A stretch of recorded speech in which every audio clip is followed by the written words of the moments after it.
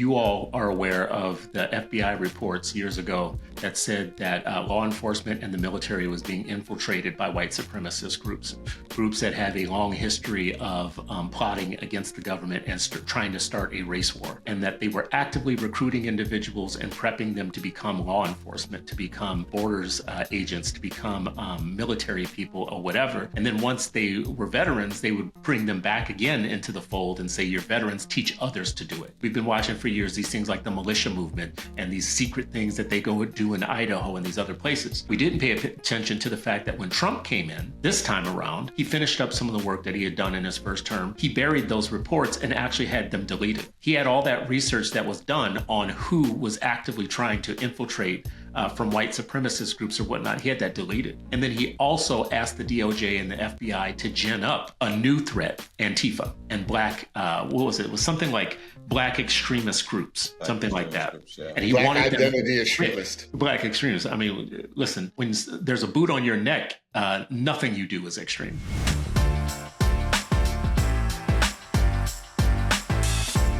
It is Freedom Friday and you are still not free. Welcome back to Freedom Friday. It is Friday and you are still not free, but hopefully you will be freer after this new episode of the Freedom Friday show with me, Ish, and Sharif. We are in a new year now, fellas, and we have some new starts. So one, let's just get it out of the way. Everybody listening and watching or whatever, this is still the Freedom Friday that you always knew, but what you didn't know behind the scenes was that we were finding a new home for Freedom Friday. So, whereas last year we were part of an organization called Brightbeam that was focused on amplifying teacher voices and voices in education, we have since moved. So now we are with the Fellowship Incorporated, and this will give us more time and more opportunity to work directly with Black male educators, with Black educators, period, and to focus intently on that as our audience and our population, because that is, those of you who fit in that category are ones who have done a great job of spreading this show, getting other people to watch it, listen to it, put it into even college classes, man. Some of y'all even took this into college courses. I feel so important now. We got into the Ivy Tower, the Ebony Tower, whatever. We wanted to do something different with the format of Freedom Friday going forward, because what usually happens is that we talk about something, news of the day, and then we figure out a way to make it a lesson plan in some ways. We talk about it and then we say, all right, with all the emotions that are going on with this particular thing at any given particular time, how do we teach this to our young people? How do we teach this? And I call it the Monday problem. The Monday problem is you oftentimes have professional development, for instance, for teachers. In my years of doing education commentary, there is one thing that I have heard in every state that I've been to from most of the educators that I've talked to that stays the same regardless of who I'm talking to in education. And that is that teachers universally hate professional development.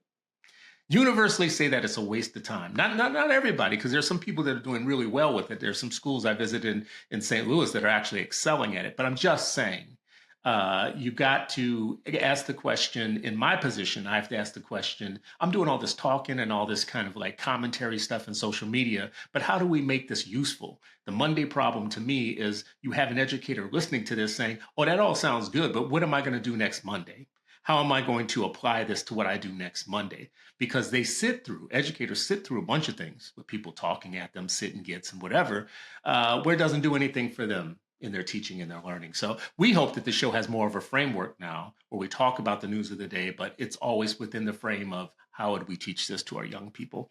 And today we have a very good exercise. I think we have a test of our ability to be able to do that, if you ask me, because Minneapolis, I'm in Minnesota, Minneapolis in Minnesota and the Twin Cities, and what people are not hearing about in the news, cities throughout the state are under siege. The federal government has surged our state with a bunch of ICE enforcement agents who are doing some jackbooted type of things that many of us would say, oh my God, I never believed that this could happen in America. Now, I know that talking to Ish and Sharif here, they're going to be like, yeah, I can believe it.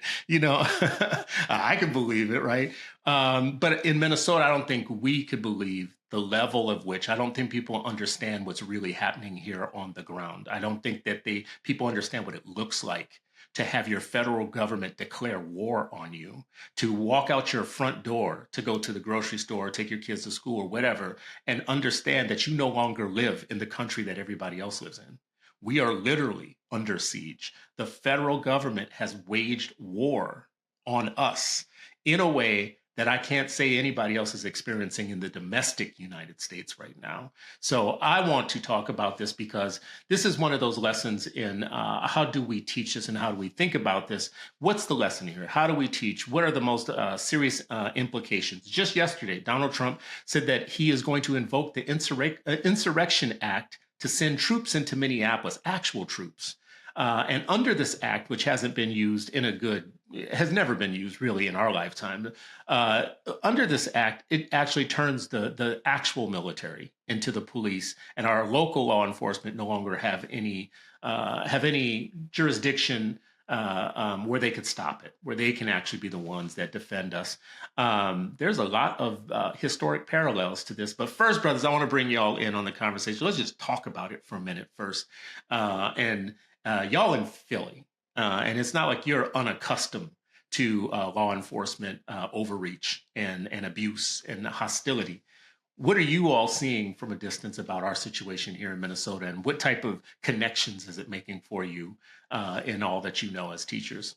Yeah, I mean, as you said, there's so many parallels historically, and even in a contemporary sense. The first thing with Ms. Good that I thought of was Viola Luiso. I can't remember her last name, but she was after seeing that bloody Pettis Bridge attack and the civil rights. For those of the civil rights movement, they were going over the bridge, and she saw it on TV. Just peaceful black people just walking, just saying, "I'm a human," and they were attacked viciously. Seeing that, she left, I want to say Michigan, and went down there and said, "I'm signing up." And this is a mother of 5 kids, and I believe she was married, family, and just said, like, you know what, I can't be all the way up here and ignore that. And so she went down south. KKK ended up shooting her. Wow. So that was the first thing that came to my mind of, like, wow, this is and again, teachable moments, a side by side. Who is Viola? What was her what was her beliefs? Like, why? What is martyrdom? Would she be considered a martyr? Why? What are those things? And really looking at that along with good. And so again, I've spoken before, our audience know I love side by sides as a teacher, and just where I don't have to say, this is what I think. Here's a person. I want you to research what happened now, and come to a conclusion of, what do you think? What are the parallels? What are the differences? What do you think? How did this happen? Why would it happen? Who would cause it to happen? What would next steps be? And really have them engage with each other about it. But that was the first thing that popped into my mind. And then as far as like just taking over, these are things we could look at it like, what are state rights? When can federal government override? When they shouldn't? What do they say the Second Amendment is actually for? What do they say is like, this is for, when the tyranny is in the government? What qualifies as tyranny? Like, there's so many things. I mean, this is year-long lessons that we would try to condense because there's so much to cover. But Those are all questions that you would unpack with students? oh, absolutely. Yeah. And these are in primary documents, history. I mean, this is just the amendment, right? Like, here's what everyone talks about, the Second Amendment. Okay, what does it actually, when did it apply? What does it, and again, without advocating for anything, but I want them to understand the Constitution. I would want them to understand the amendment. I would want them to understand, here's what people claim. Here's what they say state rights are all about. Here's what the federal government says that they're supposed to be about, the Constitution-wise. Not what, okay, now what's happening? Is anything being violated? Is it not being violated? Is this unprecedented, or is there a precedence for it? So Ish, to build on that point a little bit, help me understand this part, right? Like I would be a person who would say all along, I want to teach them about the Second Amendment, how it's worked against us, and how states' rights has worked against us. And I want to tell them the history of all these things. And now here I am in the middle of a situation where I want state rights back again. And I definitely might need to use my Second Amendment rights in their constitution. So help me how I like that. That's like feels like putting a square in a round circle or whatever. Like, I would have been cynical about states' rights a week ago. And now I'm like out here being a states' rights person. How do I square that? Well, definitely, I would focus. It's definitely a lesson in civics, also, right? The power of the federal government to, regulate certain things within states when it even comes to immigration, right? And I would even bring in, what they did during World War One, the Palmer raids, where they would raid immigrant communities and basically kidnap people, even some U.S. citizens, and hold them to and deport them if they associated themselves with certain political ideologies at the time that they were fearful of. And I would definitely hold that up as precedent of this happening within this society before. Ironically, that was during a lot of xenophobia and fear of the other, and a lot of them now are considered white people. Back then, they weren't considered white people as such. And you could say the same thing around certain other communities that are targeted, like the Latino community, where a good percentage of them do consider themselves racially white, right? But then I would also bring in the fact of how much authority does the president have for the Insurrection Act. Like you were saying at the very beginning, the Insurrection Act was done several times during the 1950s and 60s for civil rights purposes, protecting students going to integrate schools, right? Little Rock is famously held up as one. But then it was also used by George H.W. Bush during the LA riots. So when we see the current iteration of the usage of the Insurrection Act is usually associated with quelling public disturbance. And then I would look at, well, who's actually causing public disturbances in this area? I've been to Minneapolis before. Minnesota Nice is a real thing. And when we talk about who's causing the chaos there, and then what authority does the president have to federalize the National Guard or to pull in troops, and then where's the line between that and actually have federal troops on the ground, basically unconstitutionally? I don't want to ruin the Latin term of the law, but compos status, I'm ruining it. But the right for the federal government to have federal troops on the ground regulating like the police. And then I would have that larger conversation, right? Because we can't forget about the 10th Amendment in the Bill of Rights, which does basically say the federal government does have kind of overall authority, but then it's authority that isn't explicitly stated within the laws passed by Congress or within the Constitution are then extended to the state. So how much of the role does the state have in regulating this, and in what ways are they doing that? In what ways, what rationale is the federal government using to justify if he does declare the Insurrection Act as needed, and then where's the line right there? I mean, it's so many different ways. And Chris, you wrote a great piece on I think Facebook the other day where you listed all the different ways that the attack on different groups of people have happened. From really governments, right? Like, and just when I was, and it, but when you see it's like time, like when has there not been a time that some group has not been targeted, Then I would also feel like for extra credit for my students, hey, when have states seceded from the country? And instead of the governor not running for term, suppose he helps secede and say we're joining Canada because y'all hostile. Like, listen, what would that? I'm in Minnesota, so I call it Southern Canada. Anyways, I'm ready. I'm ready to join. I need that free health care, that free college. So what would that look like? That. Have kids really just dive in. Like, what were the reasons before? Would this be a reason if you were the governor and you were the population of a state that was invaded in such a way, being treated in such a way, lied on in such a way? What would be your roots? What could you do? Do you just keep appealing And what did Carmichael say about, when you're appealing to a group of people that don't have a conscience, what happens, right? So it's a lot of different ways to teach and learn together with students, and again, not just young students, our community too. These could But be open classes in libraries. I'm thinking about like your frame as a civics frame, teaching people about these deep questions about how government works and the primary documents, the papers, and all that. But then there's this other thing: are we really arming our young people and preparing them when it comes to things like, for instance, jackbooted thugs with masks on jumping out of a car and telling you that it's illegal for you to record them when you have a constitutionally protected right to do that, and then them throwing you in jail and arresting you for doing it creates a conundrum because we are acting as if these documents are religious, as if people follow them. The Constitution, the constitutionality, the First Amendment, whatever. And what we have been is a people who none of the rules have ever really applied, right? When it comes to your First Amendment right, we have had our First Amendment rights abridged all the time. Our Fourth Amendment right, our Second Amendment right, like we are the people that prove the documents to be lies.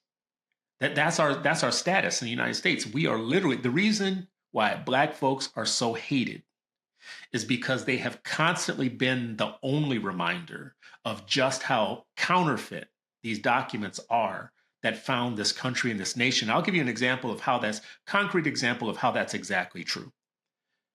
During the civil rights movement, Derek Bell and others talk about how the real impetus for passing the civil rights legislation that they want to repeal now, as a matter of fact, the real impetus wasn't justice. The real impetus was that Russia was showing the rest of the world how bad America was treating its African Americans as it was talking all around the world like they were the beacon of democracy and the beacon of kind of like fairness and whatever. And Russia was like, yeah, but what about your Black folks, right? That is an example of what I'm talking about, of how Black folks have a permanent condition of being the group of people who prove these documents to be counterfeit, who prove all of these things that are the marketing of America to be lies. Now, when I talk to people who aren't in the United States and haven't been indoctrinated the way we've been indoctrinated through a school system that teaches you patriotism and American exceptionalism, when I talk to people in other countries who are from other countries about that, they're like, yeah, you guys you have no idea the degree to which you are propagandized. You can't see it because you lived in it, you grew up in it. But if you grew up in Germany, they actually teach a course in Germany about American propaganda in our schools. They teach Germans this. This is part of your high school curriculum about the empire, about America, like how deluded we are about who we actually are. But Black folks aren't deluded. I don't know if they can be. If they are, there's something wrong, right? In every group, We do have people we have do their have a touched segment where there's individual. something wrong with them. Yeah, we do have a little segment. Everybody does. Everybody's got their people that are touched by the Lord. So God bless them, bless their heart. But for most Black folks, they're saying to white folks at this moment right now, y'all just figured out that you could be shot dead in broad daylight And on camera and have all the evidence before your eyes and get gaslit and tell you don't believe what you're seeing, right? Well, anyways, I'm going to stop there. That's not a new lesson for us. That's an old lesson. oh, Ish, very you were old. about to say something, brother. I mean to cut you off. Oh, no, I was just going to say what Carter G. Woodson said. You know, you can always find Negroes who are against abolition and emancipation. But like even deeper than that, we also got to point to the fact that a lot of these issues also are connected to race and the fact that this country doesn't want to talk about its history as race. I pointed out before on the show, you know, Foreign Affairs magazine, when it was first founded in 1914, was called the Journal of Race Development. So when you talk about American empire and its founding, it's definitely steeped in, racist concepts of how different peoples operate within the world based on the scientific racism that was available at the time, and then all the ideas that flew from it since then. And when we talk about even the Passe Comitatus Act, in which I'm still ruining the name, is a direct result of the Military Reconstruction Act after the Civil War, which was meant to protect Black people's rights in the South after they lost the war. And the law was passed in result of backlash against those increased rights of Black people. So like when we're talking about all these other type of things, to leave out Black people, leave out the history of race without this country, you're leaving out a gaping hole to help people understand how these things are interconnected and how it relates. So when we look at Renee Good being shot on TV, on camera, and then kind of having an alternative fact story about like her hitting a guy who has like a torso internal bleeding, which some people know is called bruising, right? And also at the same time, turn around and say she's a domestic terrorist. Like Sharif said, this is a long history of Black people in this country, even before Rodney King was videotaped, even, before like the current iteration of Mike Brown and George Floyd and, all the folks, is a reality of how this society polices itself. And now it's extended to other folks who remain allied to this idea. So if anything, you're seeing kind of like I don't want to say a civil war, but like a disagreement of the mythology between white folks within this society right now who kind of believe in this idea that kumbaya, that the civil rights movement was good and everything, and other folks who have been turning it back. And that internal debate is happening within white people. And it's just a real interesting thing and again, we find ourselves kind of being used as props within their argument about what is and what is not, and then still leaving out the historical contextualization of the role race played within the very context of this storyline. There's a piece of this I don't want to get lost, which is you all are aware of the FBI reports years ago that said that law enforcement and the military was being infiltrated by white supremacist groups that have a long history of plotting against the government and trying to start a race war, and that they were actively recruiting individuals and prepping them to become law enforcement, to become borders agents, to become military people or whatever. And then once they were veterans, they would bring them back again into the fold and say, you're veterans, teach others to do it. We've been watching for years these things like the militia movement and these secret things that they go do in Idaho and these other places. We didn't pay attention to the fact that when Trump came in this time around, he finished up some of the work that he had done in his first term, which was he buried those reports and actually had them deleted.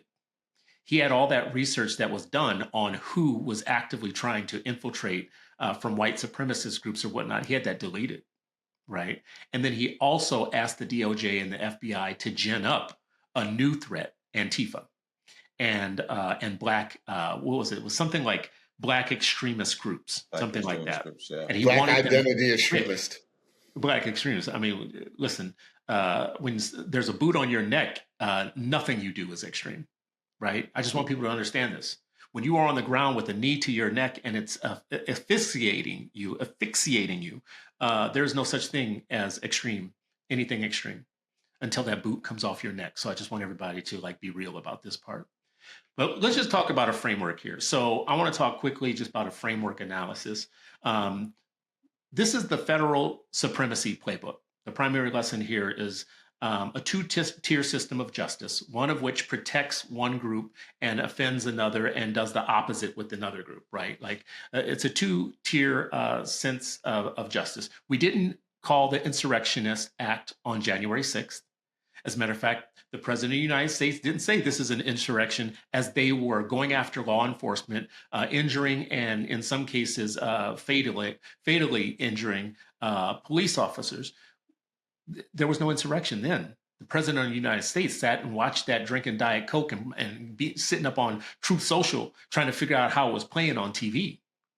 But now in Minneapolis, people who are fighting for their rights as good Americans to be able to walk out their front door and go to work and school and whatever unobstructed, now we might need the Insurrectionist Act, two-tier system of justice.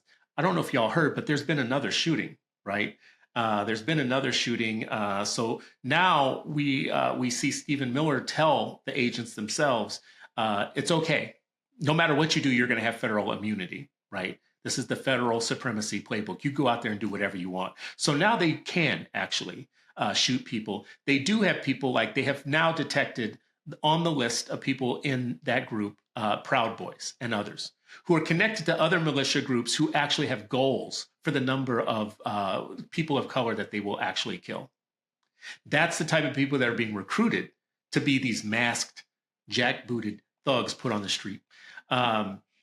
So 3,000 federal agents have been deployed to Minneapolis. The number before had been estimated at 2,000. It's 3,000.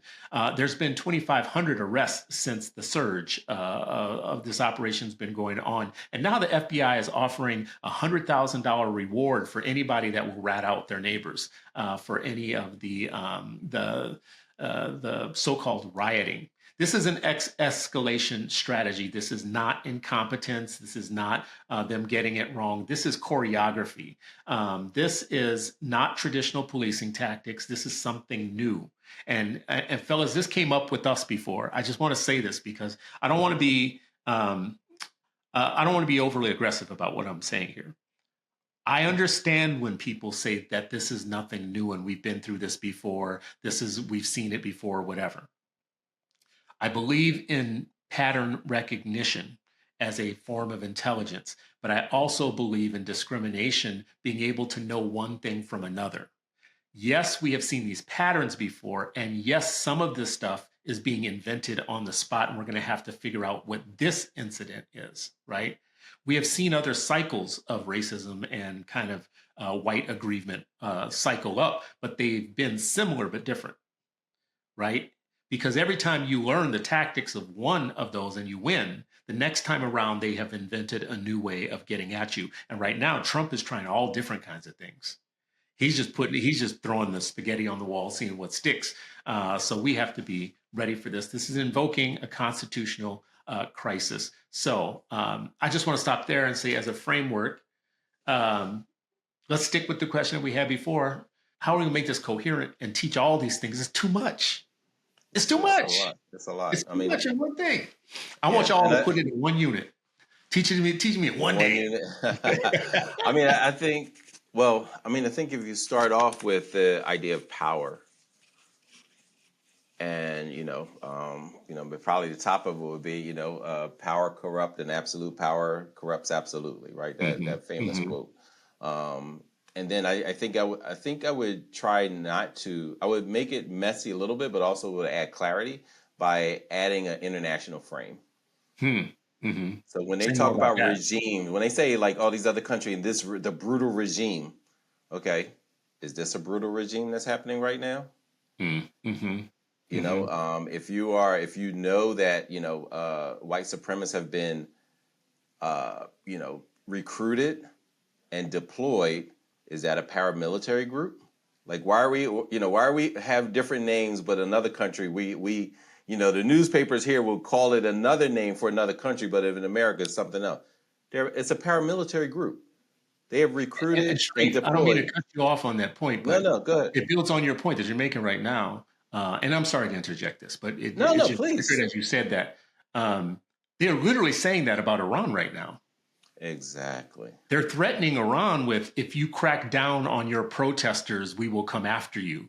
We won't accept you cracking down on your protesters, as they're cracking down on protesters here in the domestic United States. But that's exactly, and that's where I was going. So I'm glad you said that's exactly, this is the international framing that I would put up. You can't, I think as we do ourselves an injustice, and this is why this small minority of Black people who are just like, oh no, well we're different. Forget the international. We don't care about that. We're Black ADOS or whatever. That group. I fear for our children. Too many of our youth to get sucked into that that whirlpool because it is so dangerous. You can't talk about civil rights here and not talk about Soweto there. The behind the scene, the Wizard of Oz, the guy behind the green curtain is the same. It's the same type of thing, and it also parallels and rhymes with other power structures. We're not giving up this power no matter what, right? And so it doesn't. At the end of the day, the brutal regime that has the paramilitary that's using that, and then I would also say, let's complicate even more. Who in every city, who do they say is there to protect and serve? So why wasn't the police there to protect good in anybody else. Where are they and what are they doing? Because on everybody's car and everybody's shield and everybody's insignia, we protect and serve. Well, your asses better get out there and protect and serve right now, because you're being invaded, attacked, and where are you doing? Like, in some places they're cooperating. All over in Pennsylvania, they are cooperating, right? So it's not even looked at as invasion. They're like, oh yeah, we have more power now. We have more alignment. We've been wanting to do this, but we needed federal reach. They don't look at it as overreach. They look at it, we just needed y'all to reach out and touch someone, and let's do it together. So it's still a coalescing around power structures, because if it was about the people, then police departments around the country would be operating differently when people were coming out, jumping out of cars, masked, violating people's constitutional rights. That means, so you don't protect the like it's just, as Fred Hampton said, elevate the inconsistencies, the contradictions. Elevate the contradictions. I'm sorry, that's what he used to say. There's a ton of contradictions happening, and so that's where I would focus on. Here are the contradictions. Here's what their mouth says. Here's what their hand is saying. And even now, they're more consistent than anything, because they're not trying to lie about it. They're more consistent. So it's actually, it's an easier lesson, although much tougher to bear. So if we elevate the inconsistencies, we would be teaching this lesson forever. Because the inconsistencies it almost feels like that's what they specialize in, is the double. It's like, I don't want to put a Christian frame on this for this discussion, but the way that the Bible talks about the fallen angel who eventually becomes Satan, is his number one power is the ability to confuse and to make God's children go off course, make them lose themselves and drift. Drift is the actual kind of like the real kind of instigation of that evil force. And we are constantly confounded with trying to believe in the thing that's true while someone's actually proving it's not true constantly, right? We're living in the inconsistencies. The inconsistencies are the thing that have trapped us. So anyways, I was just going to say that feels like that would be an ongoing lesson all year and for a long period of time. It really is. I mean, and I think the challenge is to make sure as human beings, we're looking at the micro and the macro. That we're looking at the big picture, but also like, okay, and we talked about this before, refining our own spirit and souls and things like that. Like, okay, like, you know what? Like, we can't even like do real boycotts, like economic boycotts, because it is so embedded in almost every single thing. The only way to really do an economic boycott is actually build our own stuff, build our own things, like find. But the list, my mom used to have it on the refrigerator. Here are the companies that we don't support. Oh, wow. You used to have it on the fridge? We used to have it on the fridge. Like, and that stuff didn't come. Real. If it was Dole, if it was Shell, if it was, you know what I mean? Like, I mean, it was a whole list that we knew growing up. Like, yep, we don't support them because they're in South America doing this, and they're in Asia doing this, and they're in America doing this. Like, all of those things, and they had a list of like which companies supported apartheid South Africa. All right, we ain't messing with those. Which companies were doing this in South and Latin America? So, like, what would that mean, today? But you can't just boycott their companies. You also have to build your own. Like, okay, where, so like Solomon Jones and the angry Michael Cord and Robert Parker and others, they've been organizing. Like, can't just boycott. Like, how are we supporting the 3 black men who own gas stations in Philadelphia? The group of black folks who actually have grocery stores. How are we supporting them? So they've been doing like, flash mob, different type of way of positive flash mob, showing up, organizing show ups.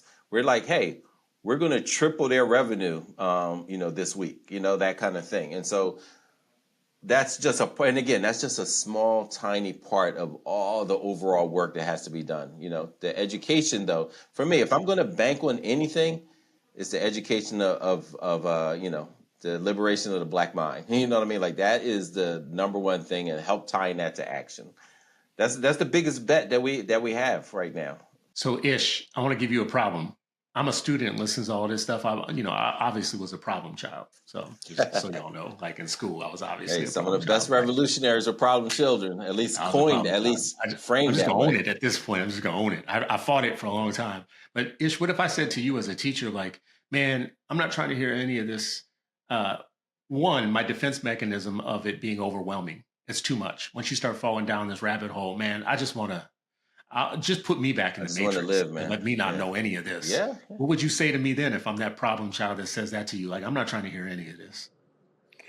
Well, first, I would look at the current context that we find ourselves in, right? The slippery slope. So some of the real footage that is coming out of Minnesota, people getting dragged out their cars, people's windows getting smashed, that indigenous tribe talking about some of their folks are in ICE holding and that were taken despite being part of their tribe.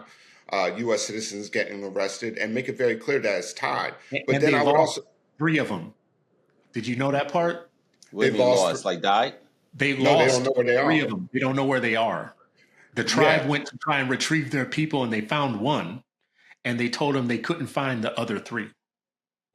yeah. Anyways, I'm sorry. Keep going, Ishmael. No, no, and I would point that out, right? But then I would also bring it into kind of like, well, what are we seeing today?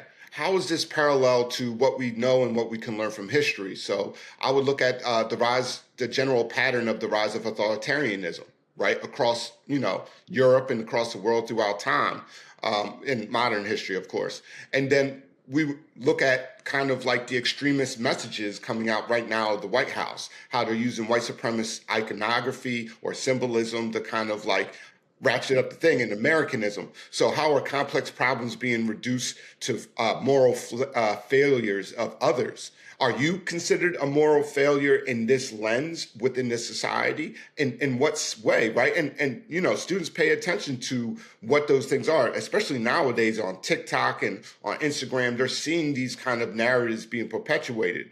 And then what does it mean when citizenship becomes conditional rather than inherent? Where we're even this current administration right now is talking about, well, even if you're a naturalized citizen, we have the right to take your citizenship away. What about those 75 countries right now that they're saying that they're removing all those special visa protections from? Why are those countries mostly targeted, and where are they from, and what are the demographics of those people, and how law is used as a tool, right? When it becomes kind of everything becomes legalized. And remember, authoritarianism isn't just one day you wake up and the police and everything is like occupied. It's a small incremental process where this happens, emergency orders are issued, this happens, and then the whole situation, that's when you find out, right?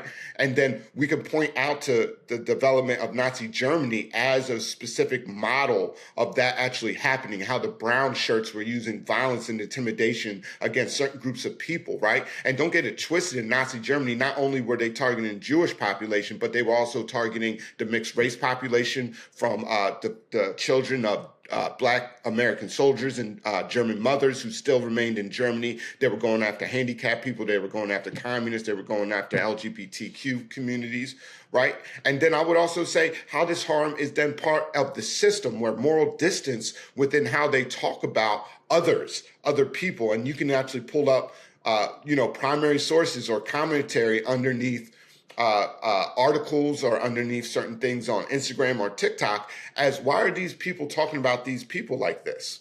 Are you those people they are talking about?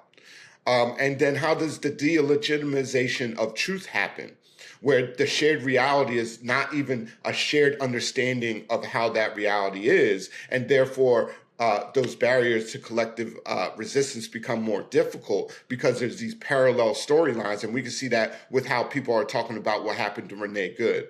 And then the silence of people, right? Are you complicit in the rise of this? And then you can even point out during the enslavement period, when you're talking about African Americans, were whites who were not speaking up against enslavement, which were the majority of white people, were they complicit in the very institutions that existed? Or during the civil rights movement, the amount of folks who actually participated in the civil rights demonstrations was a small percentage of the Black community. So therefore, Black communities who were silent, were they complicit within the system, right? And that becomes a very gray area, but it becomes very exciting because that there's many sources that you can pull and look at and have debates around to talk about it and then relate to the current system. And then even just talk about the normalization of all these concepts over time, where therefore this white supremacist language that's being used of Americanism, of what it really means to be a true American, how that's tied to something, and what is that thing tied to, and are you part of that conversation? And I think all those things combined allow a student to really get engaged through themselves, looking at it through their own lens of what they would do in that situation, but also be clear of the historical precedent that we see right in front of our faces and build it up in a way where they understand that the current context of what we're seeing right now, you're involved whether you like it or not. You're political if you're quiet. You're political if you speak up. You're political if you say you're not political. And all these type of nuanced ideas and layers that people have to have in order to actually engage in the public square in a really valid and authentic way. Yeah, I love that. I mean, that's exactly how I would frame it as well. Like, you know what, like, you know, and I have a series of questions, but I would love, you know, Chris to go into the accountability mapping that he, you know, talks about as well. But that's the same thing. Like, you know, like you're still involved, you're engaged. You know what I mean? Like, whether you think you're disengaged, you're still engaged. Now, do you have agency in your engagement or passivity? You know what I mean? Like, that's really like, you know, like helping them understand, like, you know, one, can it happen here? You know, and I'm gonna skip over the ones that are consistent with, like, you know, how Chris is going to do it. But the other framing is like, you know, what is, you know, and then hopefully this ties into you, Chris. Like, is it only, you know, I always hear people like, oh yeah, these politicians are doing that. Hold them accountable. And then when you say, well, how do you hold them accountable? They're like, vote them out. So I'm like, well, some things is 4 years. So that means they're unaccountable, and the only accountability is like, okay, you have to get a new job. You know, you become a lobbyist now. So you went from the politician to now a lobbyist. That's the accountability. Like, so there's no redress during or after. In America, really, right? Like, so the democracy, like, you can do whatever. You can break Constitution. You can do things illegal. And the only redress is, okay, I'm going to vote you out. Something seems wrong, because any other public citizen is a whole lot more punitive and issues and challenges that you know, that occur. And then I can't help but to think back to, you know, we always talk about like how entertainment or move, you know, that quote was, so this is how democracy dies, with thunderous applause. That was in one of the Star Wars joints, right? Where these policies, as you said, ish, incremental. Next thing you know, oh, boom, all these things happen. And you look back and you're like, wow, how do we end up here, right? Like 1984 lays it out, unfortunately, too well.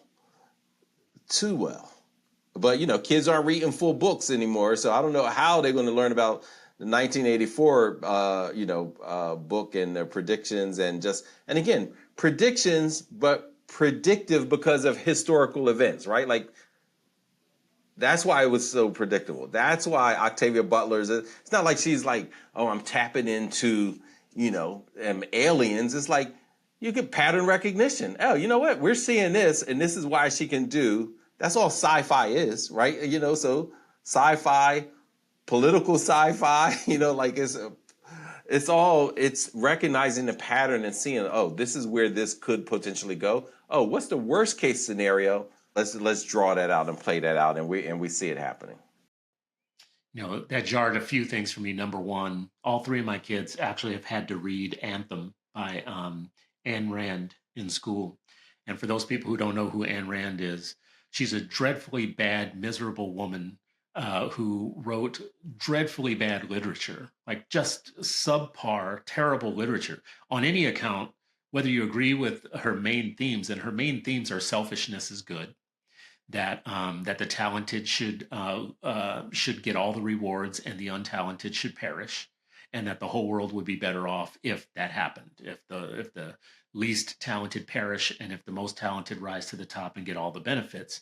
That'll cause kind of like a Hunger Games of people trying to get to the top, and that'll be good. That'll be good capitalism, right? And by the way, she died alone, penniless, and on Social Security, even though she spent her whole life talking about the collectivism and dependency on the government, right? But my three kids have all had to read her book in class, and I didn't pay attention to this. My daughter just wrote an essay about it, and she was taking out the positive benefits of this book. As I'm sitting here thinking, this is the worst piece of trash ever that you could have these kids reading, right? And it teaches all the wrong lessons or whatever. So, our kids are getting programmed whether we like it or not. That's one thing that jarred from what you guys just said. The other thing is, and I'll just make this really quick, I wonder if we need to go way further back. And there's this quote, and I'm going to mix up my books. It's either Black Athena by Basil Davidson or Chica Antioquia, Civilization or Barbarism. It's one of these books where they talk about the fact that that early white historians didn't know what to make of what one white historian called the amazing epoch of nigger domination. And that was the whole part of history before white people had been invented. And they didn't, early white historians didn't understand what to do with pre-Europe history, where there was all these artifacts of greatness, where there was the library in Mali, and whether it was the stuff that was in Egypt and in Southern Africa or whatever. They would find relics and languages and all kinds of stuff, and they didn't know how to do it. So they called it literally the amazing epoch of nigger domination. This period of history where history was black before white people. So the early white historians didn't know what to do with that, right? And what came out of that is the transition to where we live now, where the world flipped upside down, where there was no sense of black inferiority before that supposed epoch or whatever. That was an invention. And our kids are living in the invention now, right? If you were to ask most people know that every time you poll people, anytime you do a study, anytime anything, the darker you are in any society, the more persecuted you are for almost everything, right? So the darker you are in India, the darker you are in Mexico, the darker you are in all of Europe, the darker you are anywhere of any group or whatnot. And that was an invention that happened at some point. So I wonder if we need to go with our kids, if we need to take them all the way back and or either one of you guys can say something about this, but like this feels like a handshake between the history teacher and the civics teacher, right? Everything we were just talking about was civics in a way. But I wonder if our history teacher and our civics teacher need to have a handshake with each other of like, okay, I'm going to take care of teaching them how Black became the wretched of the earth and all of the psychological and kind of anti-historical work it took to do that and make that happen, right? And then I'm going to hand them off to you, and you're going to be able to tell them how the system works now. The system that came out of that, how it works now. So anyways, I don't know what y'all think about that handshake between the two teachers. If they have a civics teacher, so, and again, I would say civics teacher might be the neighbor, might be the barbershop, might be the uncle, because so many schools don't have a civics teacher. But the least handshake should be between the English teacher, literacy teacher, language arts teacher, and the history teacher. Like they should be. I mean, I was grateful because I was able to teach both. So that handshake was right there, like all the time, every day. You know what I mean? Like, yeah.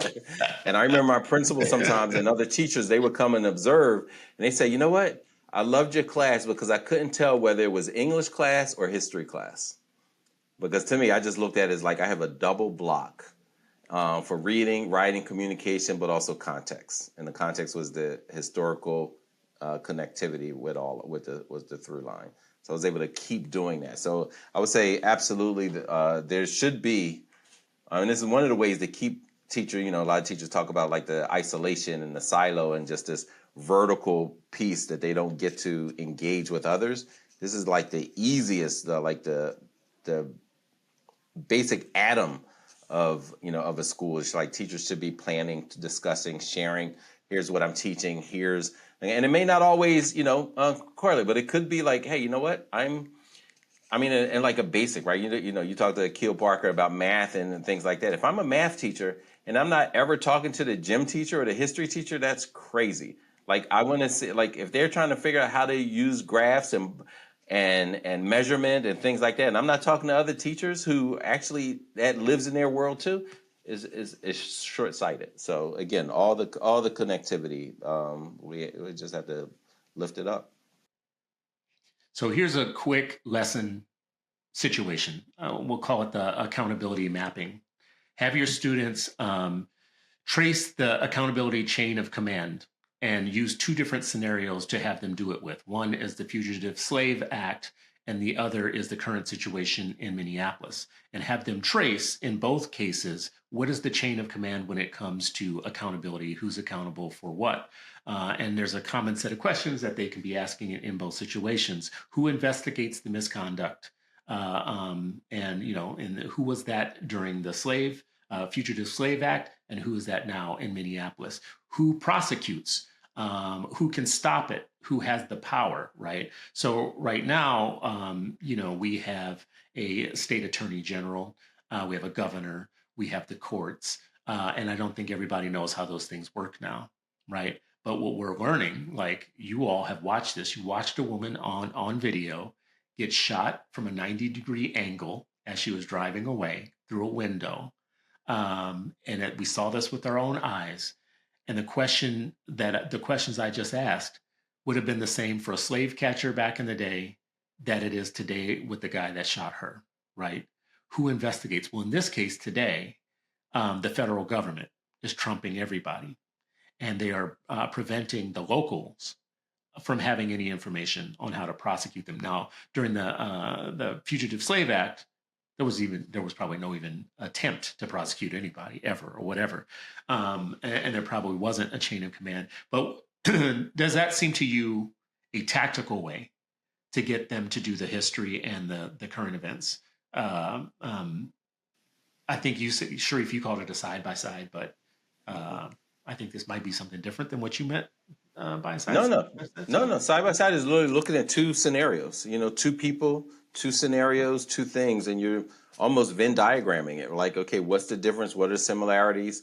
What's the historical context that's changed, and what may be a little bit different today, but very similar?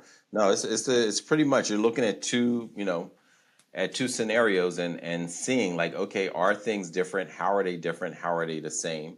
What's the rationale? What's the root cause? Are they the same?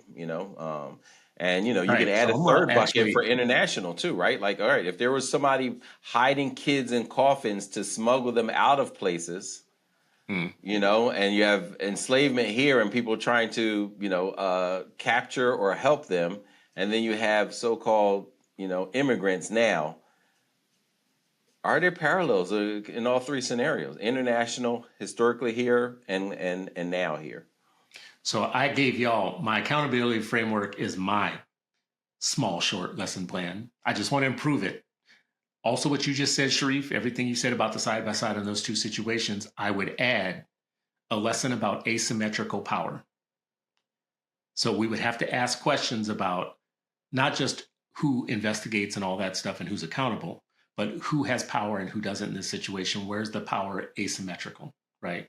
In both of these cases, the symmetry was very similar, in both cases, the old one and the new case, whatever. So I haven't studied that. But anyways, all right, so let's finish with Ish and Sharif, your lesson plan. We're all going to teach on Monday. My kids are going to be smarter than yours, of course. But we all going in on Monday. Was your Monday plan? I can definitely say my Monday plan would be looking at the propaganda coming out the White House right now.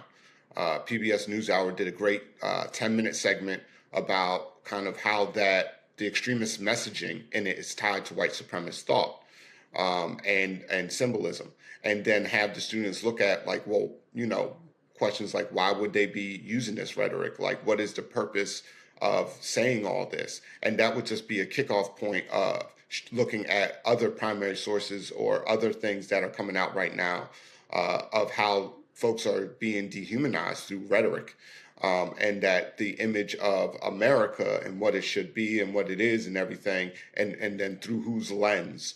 And then, obviously bringing the primary resources from the very beginning of the development of this society and what that looks like. And that would be day one. That would dovetail into day two, looking at kind of like what we actually see on the news right now and the rhetoric coming out of the White House about needing to control that and how things need to be kind of put in its place. And the reason I would start off is like kind of backwards design. where it's very important to actually look at what is actually being used today by those in power in order to rationalize kind of this authoritarianism that we're starting to see very clearly through law. And like I was saying earlier, that incremental process, and at what point of that process do we find ourselves in right now based on what we're looking at.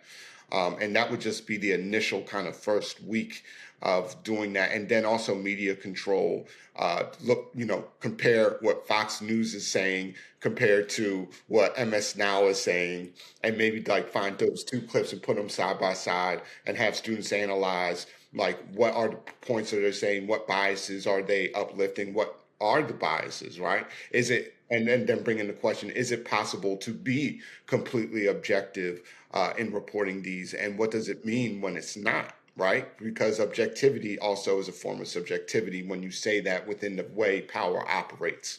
And that would be definitely the focus of the first week.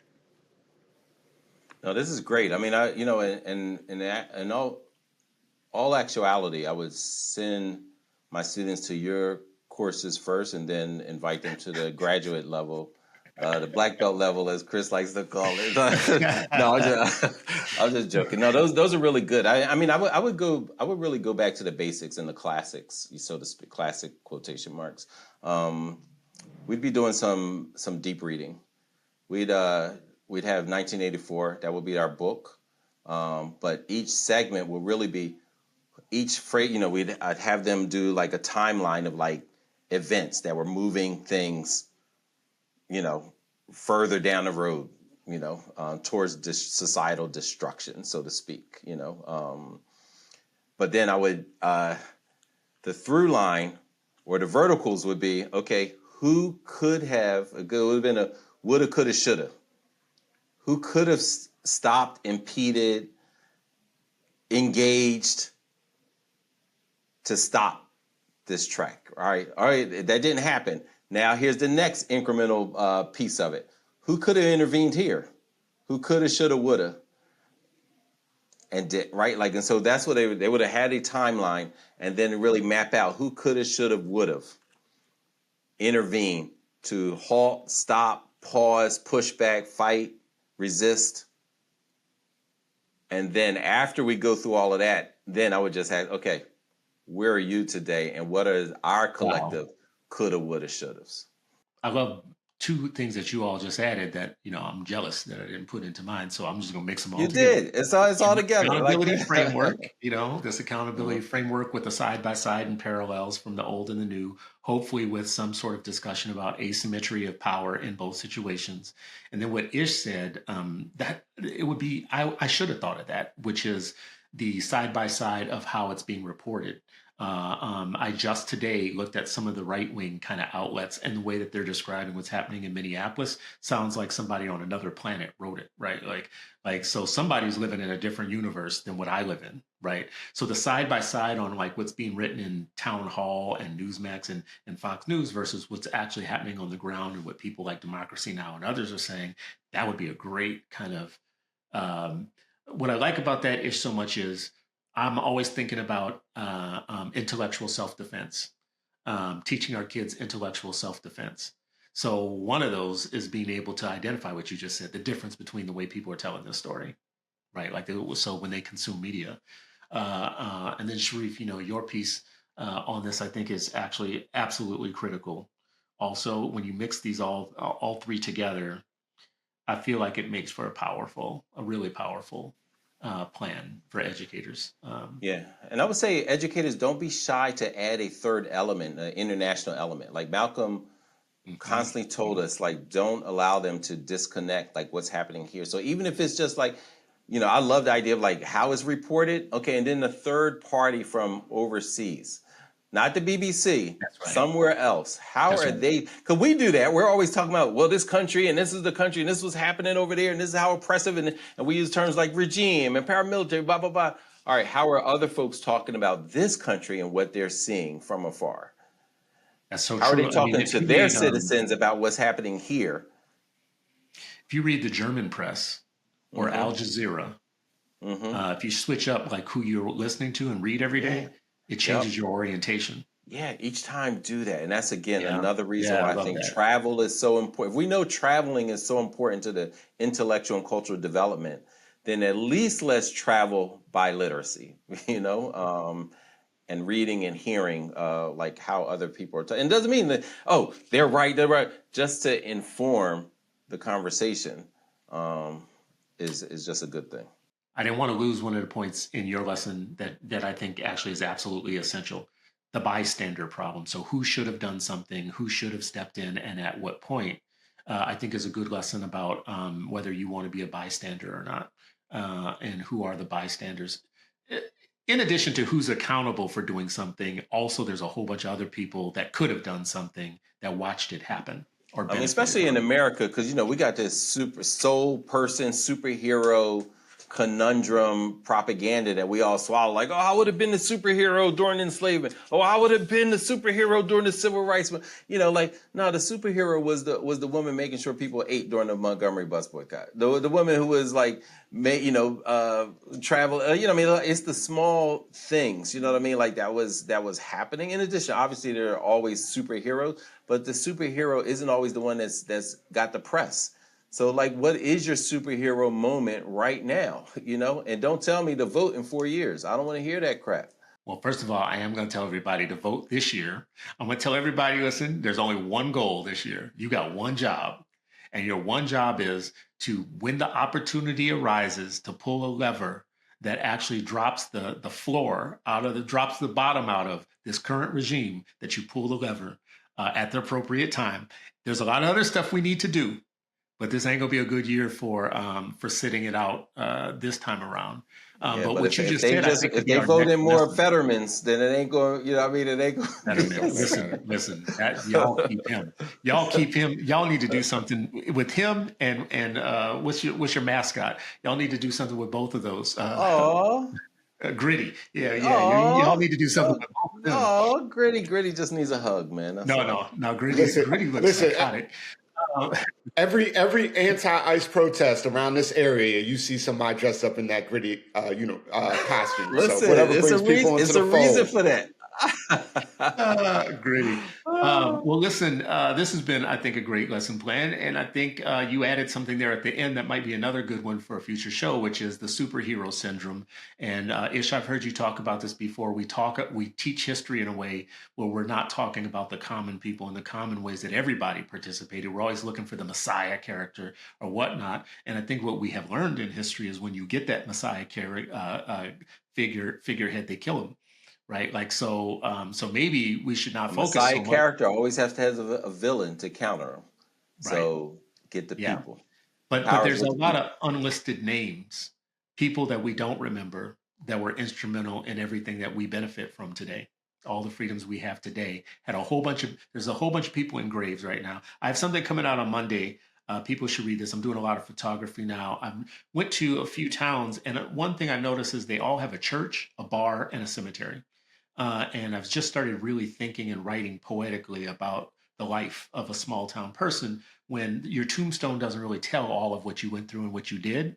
But I know some of those people behind or underneath those tombstones had stories to tell, whatever that made that town what it was. And that's the civil rights story. We have many people that are living beneath tombstones that were absolutely instrumental in the freedoms that we have today, but we're always looking for the big Messiah character. And we even teach history, I think, and maybe civics in some ways like that. So we'll come back to that. Do y'all have anything to say to that last piece? I don't want to cut you off. No, I'm looking forward to talking about that. I think that's a really important topic. Like and it goes back to our buddy Cole, like agency. Like we all have agency. You mentioned we all can be philanthropists, and there's a history of that, right? So I think that all ties in, and I'm looking forward to that conversation. And Yeah, we I just want to go ahead. I just want to uplift, the organizations and the folks really working with each other in Minneapolis right now. I was listening to a news report about it, and it's like the reporter's like, this is probably one of the most organized thing I've ever seen, with just common everyday people in their neighborhoods defending their neighbors. That's the type of energy that we need across this country right now. I just want to say for people listening and watching, Minneapolis and Minnesota, people sleep on us, but Minneapolis is built different. Minneapolis is just built different. That's how you got the George Floyd protest that actually made national news. It was through organization, and our organizing class here cuts across a lot of different lines of difference.